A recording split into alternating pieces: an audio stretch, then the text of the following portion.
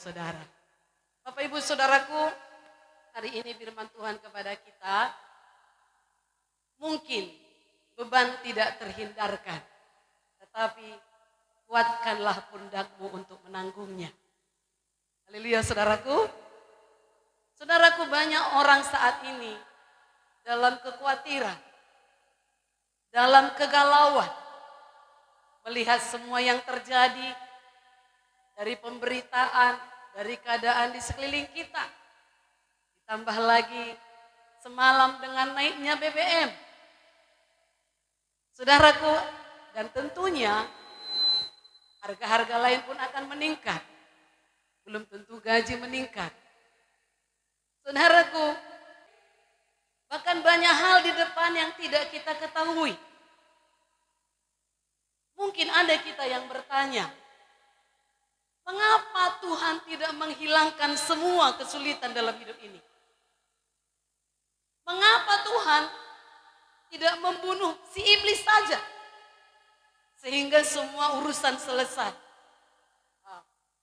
Saudaraku, Tuhan tentu saja mempunyai tujuan untuk semua yang terjadi. Hal yang sama kita temui di seluruh Alkitab kita dari perjanjian lama sampai perjanjian baru. Tuhan memberikan keturunan kepada Abraham. Tetapi semua kita tahu dia memperolehnya setelah penantian yang sangat panjang. Mimpi Yusuf memang direalisasikan. Namun saudaraku, itu diterimanya setelah tahun-tahun berat yang dilaluinya sebagai budak, bahkan sebagai narapidana.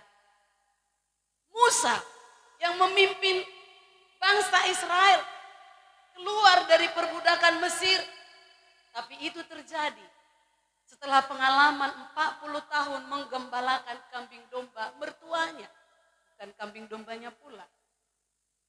Demikian perjalanan Daud untuk naik tahta. Oh saudaraku, sangat banyak beban yang dia tanggungnya. Yeremia yang selalu setia dan berani menegur dosa Israel. Bahkan semua rasul dalam perjanjian baru mengalaminya. Bapak Ibu Saudaraku, siapakah kita kiranya sehingga tidak mengalami hal seperti itu? Ingatlah, tidak ada peristiwa dalam hidup ini yang tidak ada jalan keluarnya. Haleluya. Bagian kita, jangan pesimis dengan keadaan ini. Jangan apatis atau jangan acuh tak acuh. Tapi punyai iman. Optimislah. Miliki pemikiran positif menghadapi apapun yang sedang terjadi. Memang saya dan saudara adalah manusia terbatas. Tetapi Tuhan kita, Tuhan yang tidak terbatas. Mari kita baca dulu Ulangan 8 ayat 2 sampai 5. Kita juga mengingat Tuhan sudah menyelamatkan kita, tapi ada juga yang harus perjuangan yang harus kita selesaikan. Ulangan 8 ayat 2 sampai 5 bersama-sama. 1, 2, 3. Ingatlah kepada seluruh perjalanan yang kau lakukan atas kehendak Tuhan Allahmu di padang gurun selama 40 tahun ini, dengan maksud merendahkan hatimu dan mencobai engkau untuk mengetahui apa yang ada dalam hatimu, yakni apakah engkau berpegang pada perintahnya atau tidak. Jadi ia merendahkan hatimu, membiarkan engkau lapar dan memberi engkau makan manna yang tidak kau kenal dan juga tidak dikenal oleh nenek moyangmu, untuk membuat engkau mengerti bahwa manusia hidup bukan dari roti saja, tetapi manusia hidup dari segala yang diucapkan Tuhan. Pakaianmu tidaklah menjadi buruk di tubuhmu dan kakimu tidaklah menjadi bengkak selama 40 tahun ini. Maka haruslah engkau insaf bahwa Tuhan Allahmu mengajari engkau seperti seseorang mengajari anaknya. Nah saudaraku, firman Tuhan yang kita baca ini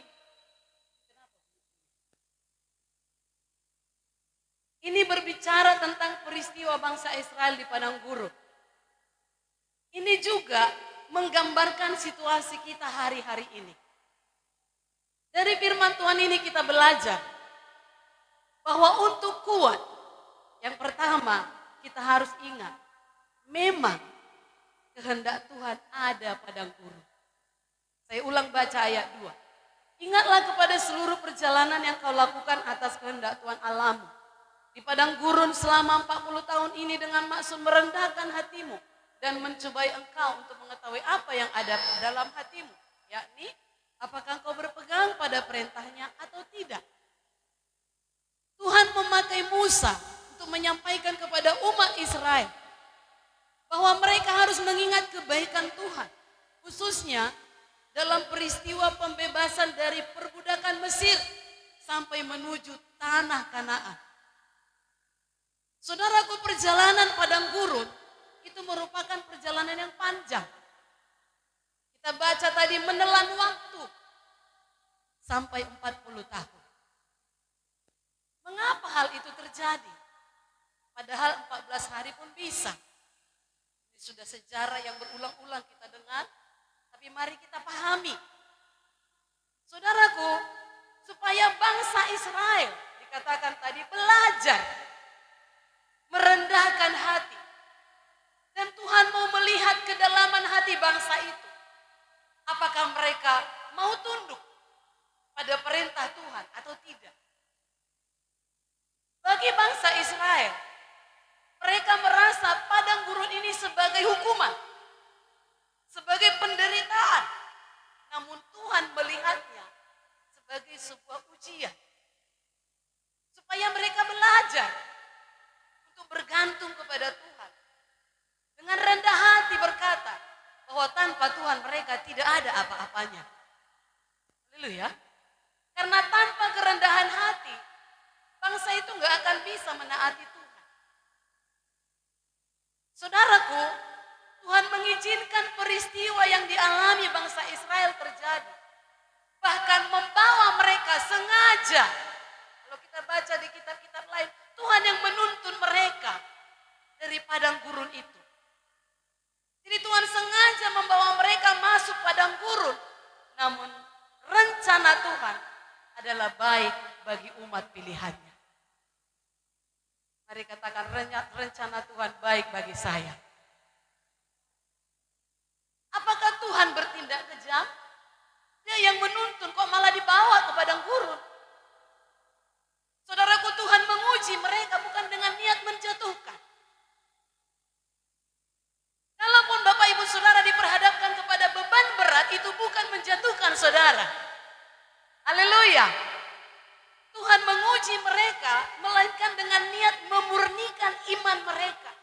Sehingga kelak mereka masuk dalam tanah perjanjian. Oh, mereka bisa menikmati berkat Tuhan tanpa harus jatuh dalam dosa lagi.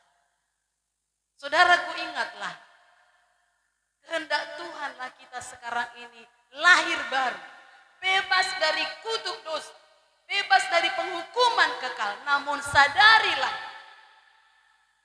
bahwa dalam perjalanan iman kita, mungkin ada yang 20 tahun lagi, 40 tahun lagi, 80 tahun lagi sebelum Yesus datang, ada padang gurun. Haleluya. Ada masa sulit. Ada masa krisis. Maksudnya sesuai firman Tuhan untuk merendahkan hati kita. Sekarang apa yang ada di dalam hati kita ketika ada kesulitan? Apakah kita berpegang pada firman Tuhan atau malah bersungut-sungut?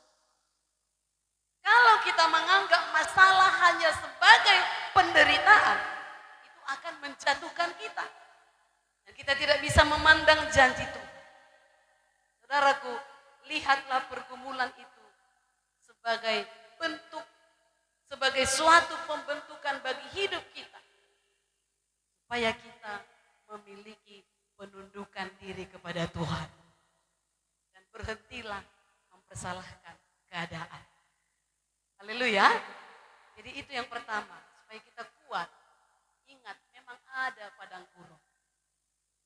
Yang kedua, kita baca tadi, untuk sementara dibiarkan lapar jelas dikatakan. Jadi ia merendahkan hatimu, membiarkan engkau lapar, tapi enggak titik. Dan memberi engkau makan manna yang tidak kau kenal dan juga tidak dikenal oleh nenek moyangmu. Untuk membuat engkau mengerti bahwa manusia hidup bukan dari roti saja, tetapi manusia hidup dari segala yang diucapkan Tuhan. Apa maksud Tuhan membiarkan bangsa Israel lapar? Ada dijawab di situ. Tuhan ingin merendahkan hati umatnya.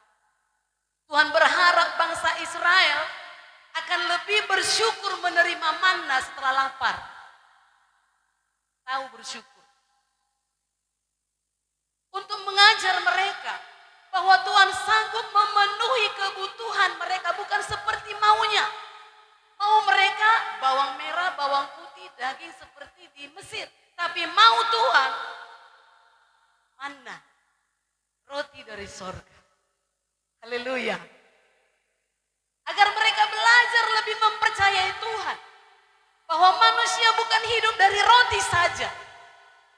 Kita tidak hidup hanya dari makanan jasmani saja. Tapi ada makanan rohani bagi kita. Saudaraku, membiarkan lapar berbicara tentang pergumulan hidup. Bisa saja dibiarkan Tuhan sementara. Tapi nyanyian kita berkata, waktu Tuhan pasti yang terbaik. Haleluya. Walau kadang tak mudah dimengerti. Kalau bangsa pilihannya umat Israel dibiarkan lapar sementara. Kalau saya dan saudara punya pergumulan, jangan langsung seteres. Haleluya. Membiarkan lapar berbicara tentang pergumulan hidup. Dan manna berbicara tentang berkat Tuhan. Perhatikan. Dalam kitab Keluaran dituliskan, untuk mengambil manna itu harus pagi hari. Dan mereka harus berlutut mengambilnya, karena manna itu di tanah. Saudaraku, ini gambaran kepada kita. Untuk mengambil berkat itu, perlu berlutut di pagi hari. Haleluya. Memang harus bekerja. Tetapi berkat itu ada pada hubungan kita dengan Tuhan. Tuhanlah sumber berkat kita. Manna diberikan sesuai kebutuhan umat Israel pada waktu itu. Demikian juga kita. Walau dalam keadaan sesulit apapun, kebutuhanmu pasti dipenuhi Tuhan. Pegang janji Tuhan. Dan walau meski mengalami kesulitan, jangan menghalalkan segala cara untuk mendapatkannya. Karena Tuhan beri secukupnya. Haleluya. Saudaraku, meski sedang mengalami kesulitan, jangan jadi orang serakah. Karena masing-masing ada berkatnya. Dan seperti manna tercurah pada waktunya, demikian pula berkatnya bagi kita akan datang tepat pada waktunya. Cara Tuhan itu unik, gak bisa kita jengkali, gak bisa kita ukur pikirannya. Tapi Tuhan sanggup melakukannya bagi saya dan saudara yang bergantung sepenuhnya kepadanya. Namun dalam ayat 3 ini tadi, yang penting kita pahami, ada makanan yang lebih penting dari makanan jasmani, yaitu makanan rohani. Dan makanan rohani hanya dapat diperoleh dari hubungan kita dengan Tuhan. Doa dan firman. Haleluya. Jangan katakan, bukan dari situ aku makan. Bukan dari pelayanan itu aku makan.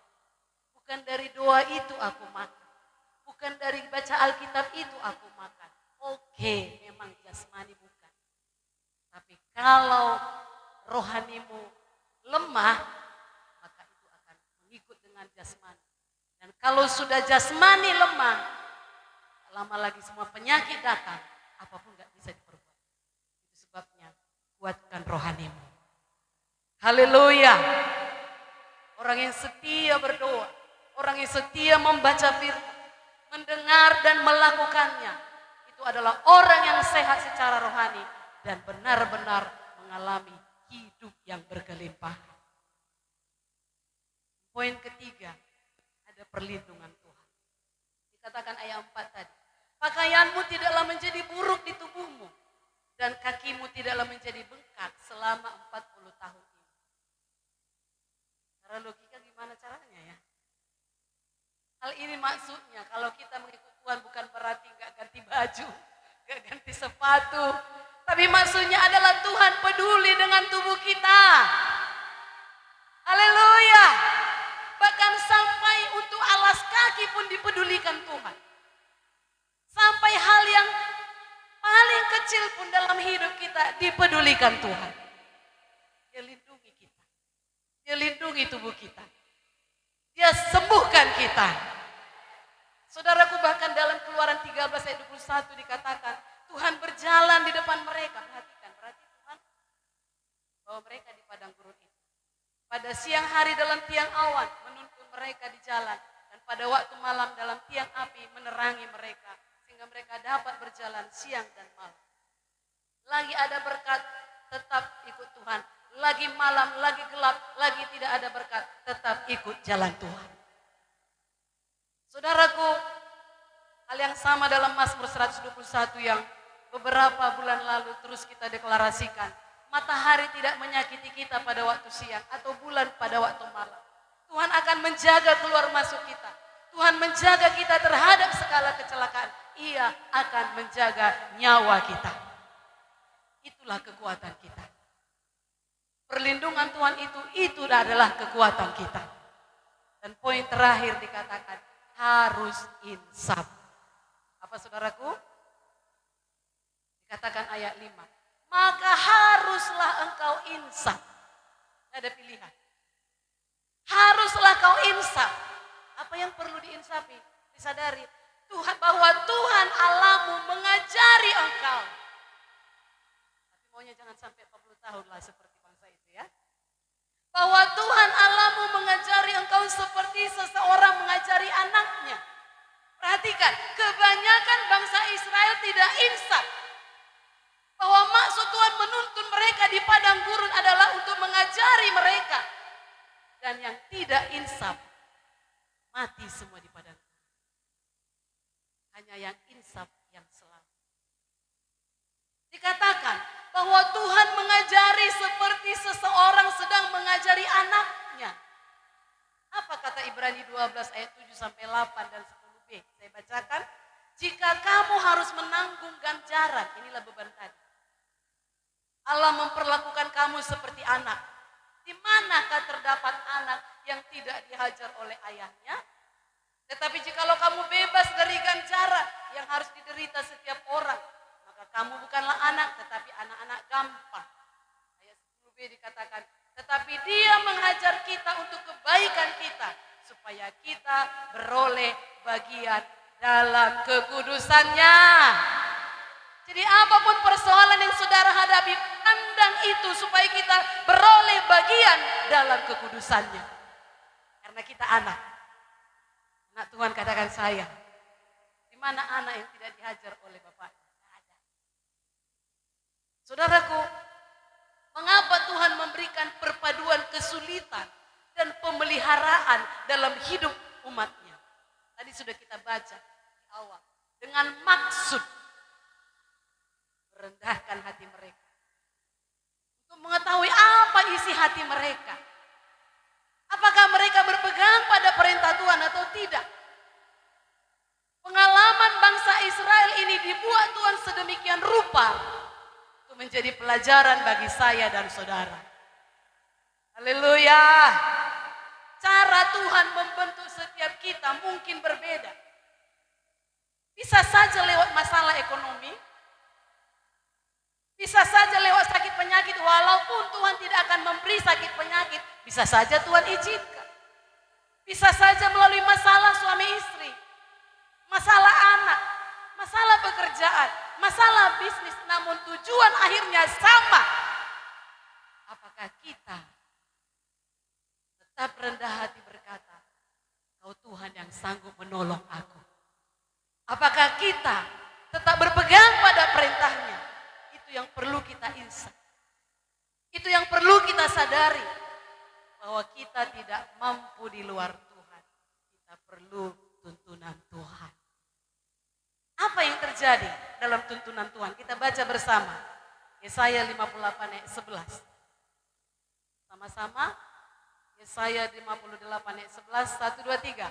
Tuhan akan menuntun engkau senantiasa dan akan memuaskan hatimu di tanah yang kering dan akan membaharui kekuatanmu. Engkau akan seperti taman yang diairi dengan baik dan seperti mata air yang tidak pernah mengecewakan. Sekali lagi, baca dengan iman, kuat-kuat ya. 1, 2, 3.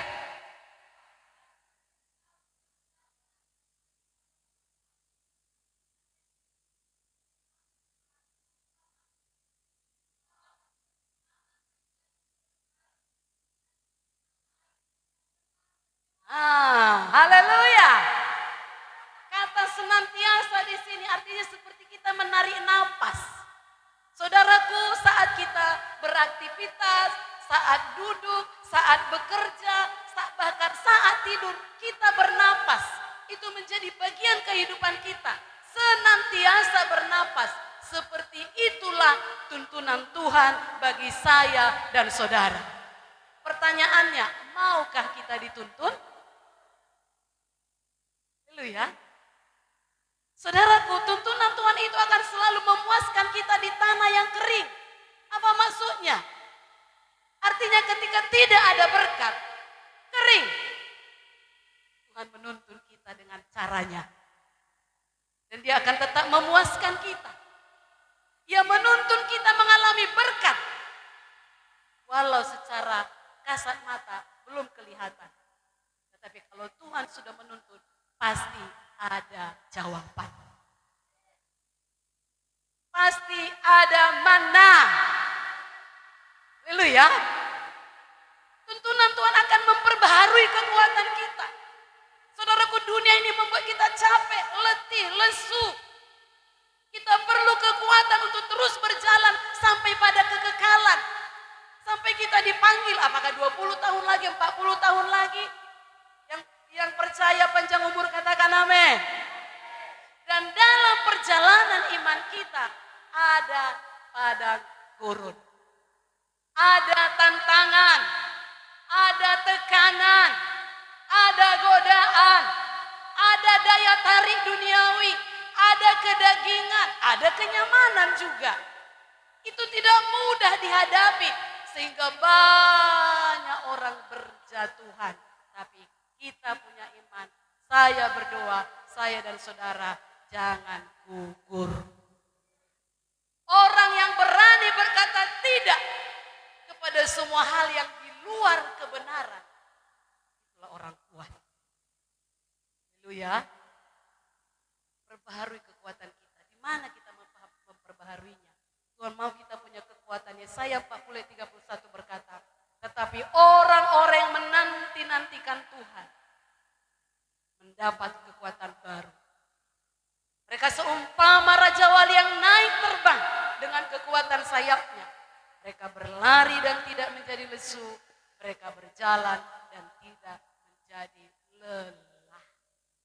Haleluya. Sekali lagi saya katakan, banyak orang bertumbangan oleh godaan karena mentalnya tidak kuat.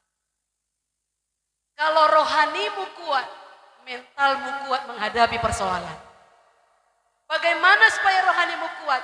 Lagi-lagi punya hubungan yang baik dengan Tuhan. Haleluya. Banyak orang akan berjatuhan. Banyak orang akan bertumbangan karena mentalnya tidak kuat, karena mudah putus asa, rasa kecewa, merasa Tuhan jauh. Tetapi orang yang menanti-nantikan Tuhan, yang mau dituntun oleh Tuhan, yang mau berserah total kepada Tuhan, Tuhan akan memperbaharui kekuatan kita. Dan yang terakhir, tuntunan Tuhan itu akan seperti taman yang diairi dengan baik. Saudara, kalau zaman sekarang ini dikatakan, aku mau healing, kan? Aku mau healing. Malah saya dengar muda-mudi cerita-cerita tentang healing. Kenapa kau perlu healing? Emangnya kau sakit, kata seseorang. Nah itulah dunia sekarang ini kan, sedikit-sedikit healing. Healing itu kan untuk kesembuhan, untuk menyembuhkan, ya kan? Nah, saudaraku, saudara semua sehat, amin. Jalan-jalan oke lah, nggak usah ikut-ikut dunia, healing lah. Saudaraku, dikatakan kalau seseorang mau jalan-jalan lah, saya katakan nggak usah healing ya. Di situ ada taman yang sudah diairi dengan baik. Maka tempat itu orang-orang yang datang ke situ akan disegarkan, betul?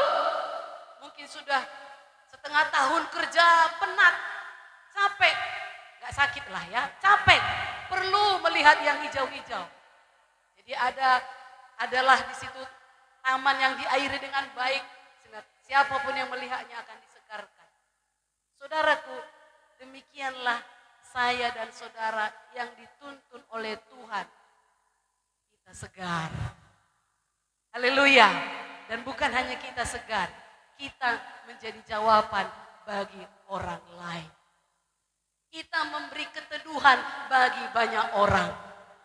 Dan memang Yohanes 7 ayat 38 berkata, barang siapa percaya kepadaku, seperti yang dikatakan oleh kitab suci, dari dalam hatinya akan mengalir aliran-aliran air hidup. Apa yang mengalir dari saudara? Haleluya. Biarlah orang yang dekat dengan saudara merasa teduh. Haleluya. Suami dekat istri, istrinya merasa teduh. Sebaliknya juga. Suami dekat istri, istri dekat suami, suaminya teduh. Kenapa? Karena suami istri mengalirkan aliran-aliran air hidup. Amin, saudaraku. Orang tua dekat anak, anak dekat orang tua, teduh. Di rumah saudara ada keteduhan. Karena saudara mau dituntun oleh Tuhan. Tuntunan Tuhan tidak sekedar menjadikan kita seperti taman yang baik, tapi juga membuat kita mempunyai sumber mata air yang tidak terbatas seperti Yesus. Kalau ada sumber mata air akan ada buah yang baik. Haleluya. Kalau sudah mengalir kekuatan dari Tuhan, maka mampu melaksanakan kehendak Tuhan. Jadi, terakhir, jika Tuhan mengizinkan masalah dalam hidup saudara atas kehendaknya, Ia pasti akan bertanggung jawab memelihara dan melindungi saudara. Tapi, kuatkanlah pundakmu menanggungnya. Jangan kalau datang masalah itu langsung lepas iman saudara dan berkata, nggak ada. Dua itu nggak ada. Allah. Si Benihin pun datang meletakkan tangan. Gini juga keadaan. Nggak sembuh juga nyata. Nggak kaya juga nyata. Kalau nggak kerja ya nggak kaya. Haleluya. Tuhan Yesus pun meletakkan tangan. Seperti minggu lalu kita dengar. Yesus pun yang berdoa bagi Petrus. Petrus gugur juga pada waktu itu. Karena kesombongan. Saudaraku, kuatkan pundakmu. Bagaimana supaya kuat? Dari firman Tuhan sudah kita dengar.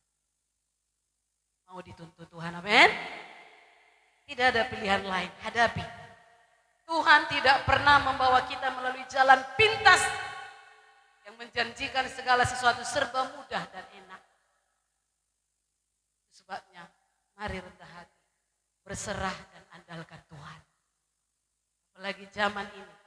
Kenapa kita ada di generasi ini? Bayangkanlah saudara, orang Israel itu. Generasi itu. 40 tahun ke bawah yang selamat. Biarlah saya dan saudara yang selamat itu. Jangan gugur, amin. Jangan tumbang, amin. Mari kita bangkit berdiri. Haleluya. Dan hari ini juga tubuh dan darah Yesus